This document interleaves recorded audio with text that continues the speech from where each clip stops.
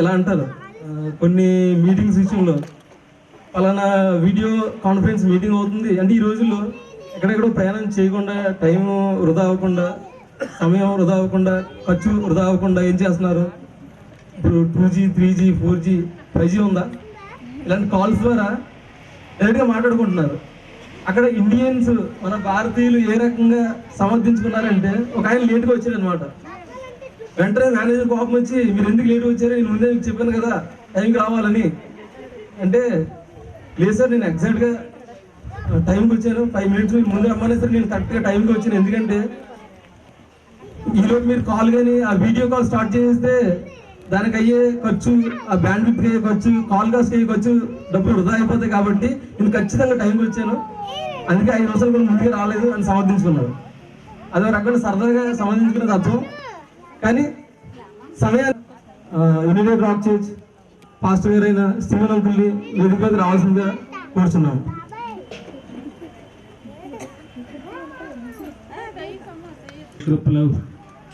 పెట్టేసరికి 3 మారిపోతుంది. మంచి ఘటనలను మా స్వల్పమైన జీవితాలలో మా తండ్రి మీరు ఉన్నతమైన ఉద్దేశముల కొరకు మీ కృపను దయచేయమని యేసు నామమున స్తుతించి ప్రార్థించి వచ్చున్నాం తండ్రి. ఆమేన్.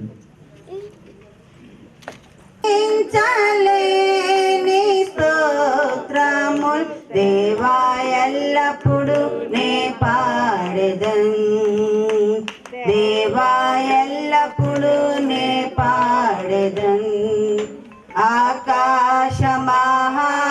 ఆకాశమాకాశము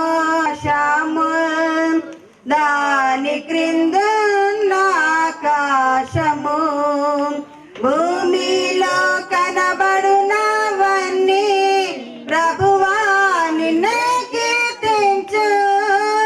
భూమిలో కనబడునవన్నీ ప్రభువా నిన్నే కీర్తించు.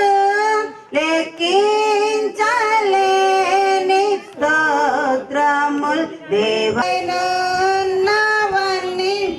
దేవా నిన్నే పొగడును. దేవా ఎల్లప్పుడు నే పాడెదన్, దేవా ఎల్లప్పుడు నే పాడెదన్. హల్లెలూయా. ఆరాధించెదను నిన్నే దేవా, ఆరాధించెదను, ఆరాధించెదను, ఆరాధించెదను నిన్నే దేవా, ఆరాధించెదను. నా స్నేహితుడా ప్రాణ ప్రియుడా నీకే వందనం. నా స్నేహితుడా ప్రాణ ప్రియుడా నీకే వందనం, నీకే వందనం, నీకే వందనం. నా మంచి యేసయ్యా వందనం, నీకే వందనం, నీకే వందనం. నా మంచి యేసయ్యా వందనం. నా యేసయ్యా నిన్ను నేను ఘనపరచెదా, నిత్యం నిరతం నిన్నే దేవా ఘనపరచెదా. చీకటి బ్రతుకులలో నీవే మాకు వెలుగై ఉంటివి, చీకటి బ్రతుకులలో నీవే మాకు వెలుగై. నిన్ను నేను ఘనపరచెదా, నిత్యం నిరతం నిన్నే దేవా ఘనపరచెదా. చీకటి బ్రతుకులలో నీవే మాకు వెలుగై ఉంటివి, చీ మార్గములో నన్ను నీవు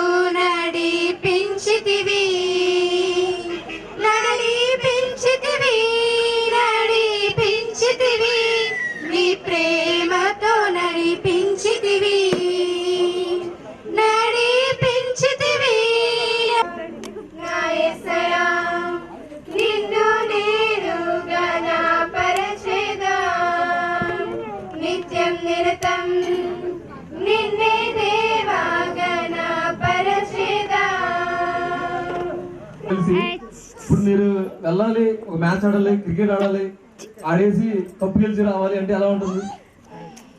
వాళ్ళు ఖచ్చితంగా చెప్పలేరు. ఏమో, ఎందుకంటే టైం లేదు. శ్రీనివాస్ సార్.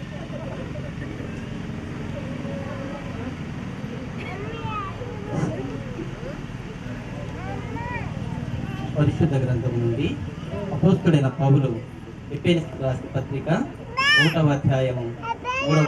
మన ప్రభువైన యేసుక్రీస్తు యొక్క తండ్రియగు దేవుడు స్తుతింపబడును గాక. ఆయన క్రీస్తునందు పరలోక విషయములలో ఆత్మ సంబంధం ముందుగా తన కోసము నిర్ణయించుకొని మనము తన ఎదుట పరిశుద్ధులమును నిర్దోషులమై ఉండవనని జగత్తు పునాది వేయబడక మునిపే ప్రేమ చేత ఆయన క్రీస్తులో మనలను ఏర్పరచుకునను. దేవుడి పరిశుద్ధ వాక్యం దీవించును గాక.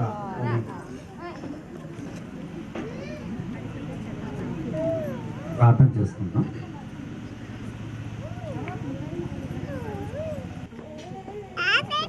మీ అపారమైన ప్రేమ కొరకు మా కృతజ్ఞతలు జరుగుతున్న ప్రార్థనా కార్యక్రమాన్ని బట్టి కృతజ్ఞతలు.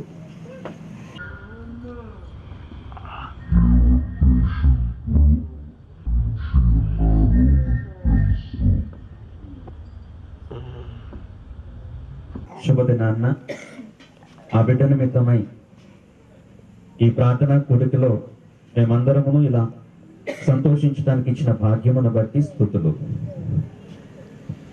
కార్యక్రమం కొనసాగుతూ ఉంది.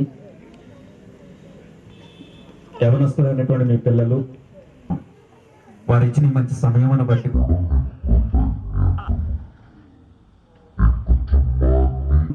మీకు మహిమకరంగా జరుగుట్లో సహాయం అందించమని. ఆల్రెడీ ఇప్పటికే ఇక్కడ సందడి చేస్తూ మనందరం ముందు చక్కగా తిరుగుతూ ఉన్నాడు. జేమ్స్ రాజ్కి మరి బర్త్డే విషెస్ ముందుగా తెలియజేస్తూ ఉన్నాం. దేవుడు మరింత ఆరోగ్యాన్ని, ఆయుష్ను ఆ బిడ్డకి ఇచ్చవలసినటువంటి వారు అయి ఉన్నాం. వాస్తవానికి ఈ సందర్భంగా నువ్వు ఇలా ఉండాలి, అలా ఉండాలి అని చెప్తే అర్థం చేసుకునే వయసు కాదు బాబుది.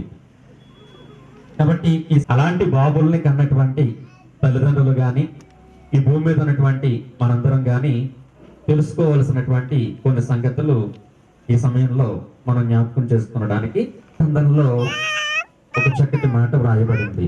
కీర్తనల గ్రంథము 127 3వ వచనంలో, గర్భఫలము యెహోవా ఇచ్చు బహుమానము, కుమారులు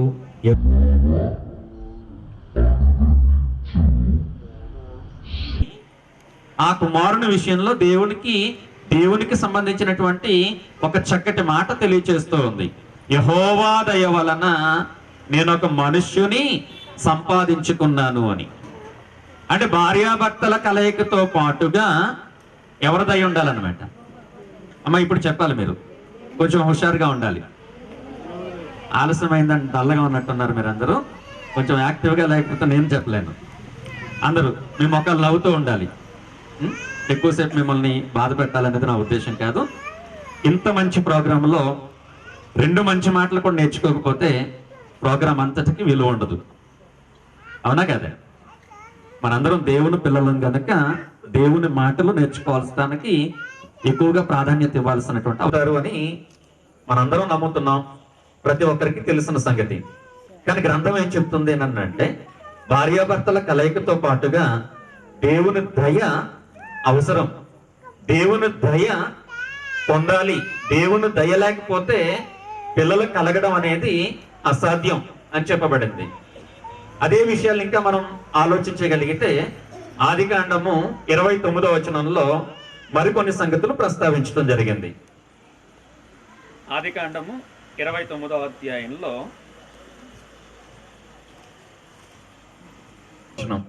30 నుంచి మనం చదువుకోగలిగితే, యాకోబు రాహేలును కూడెను, మరియు అతడు లేయా కంటే రాహేలును బహుగా ప్రేమించి అతనికి మరి 7 ఏండ్లు కొలువు చేసెను. 31వ వచనం, లేయా ద్వేషింపబడుట యెహోవా గర్భాన్ని అనుగ్రహించవలసినటువంటి వాడు ఎవరై ఉన్నారనే సంగతి ఈ వచనం మనకు తెలియజేస్తుంది.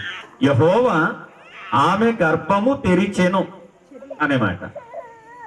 అంటే వారంతటా వారు చేసుకుని పెట్టుకునేది కాదు ఇది. గర్భఫలం అనేది కనబడుతూ ఉంది. ఇంకా మనం చూడగలిగితే 32వ వచనంలో కూడా లేయ గర్భవతి అయి కుమారుని కని ఏం మాట్లాడుతుందో గమనించాలి. యెహోవా నా శ్రమను చూచి ఉన్నాడు. బిడ్డలు కలగకపోతే శ్రమ ఉందా లేదండి? మానసికమైనటువంటి ఒత్తిడి. పిల్లలు కలగరేమో, పిల్లలు పుట్టరేమో, పిల్లలకు పుట్టకపోతే అత్తగారు ఏమంటుందో, భర్త ఏమంటాడు, మామూలు గారు ఏమంటారు, కుటుంబీకులు ఏమంటారు, ఫ్రెండ్స్ ఏమంటారు, సమాజం ఏమంటుందో అనుకుని ఇతని కూడా నాకు దయచేసాను. అంటే దేవుని దయ మానవులపై ఉండాలి, దేవుని దయ భార్యాభర్తలపై ఉండాలి.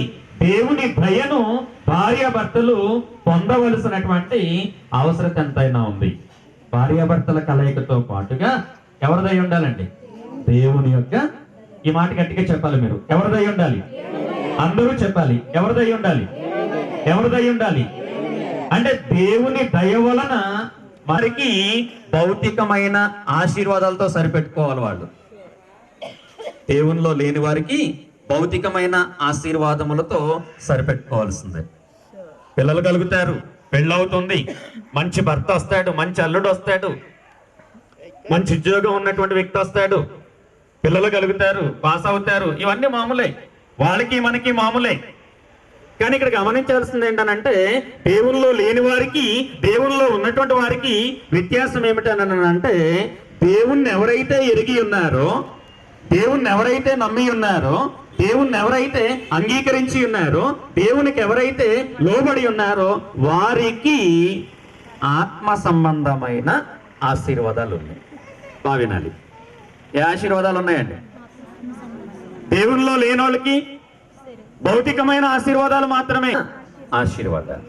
కాబట్టి ఆత్మ సంబంధమైనటువంటి ఆశీర్వాదాల గురించి మాట్లాడుతూ ఏం చెప్తున్నాడు అంటే, ఆయన మన ప్రభు అయిన క్రీస్తు యేసునందు ఆత్మ సంబంధమైన ప్రతి ఆశీర్వాదమును మనకు అనుగ్రహించెను అనే మాట కనబడతాం. కాబట్టి మాత్రమే ఇస్తాడు. నమ్మితేనే నమ్మితేనే నమ్మితేనే అంగీకరిస్తేనే, లోబడితేనే, విధేయత చూపిస్తేనే ఈ ఆత్మ సంబంధమైనటువంటి ఆశీర్వాదాలు పొందగలం. కాబట్టి పిల్లలు దేవుడిస్తున్నాడు. దేవుడిచ్చిన పిల్లలు, జేమ్స్ ను దేవుడిచ్చాడు. కాబట్టి దేవుడు అనుగ్రహించినటువంటి పిల్లలు, ఇవన్నీ భౌతికమైనటువంటి ఆశీర్వాదాలు. ఈ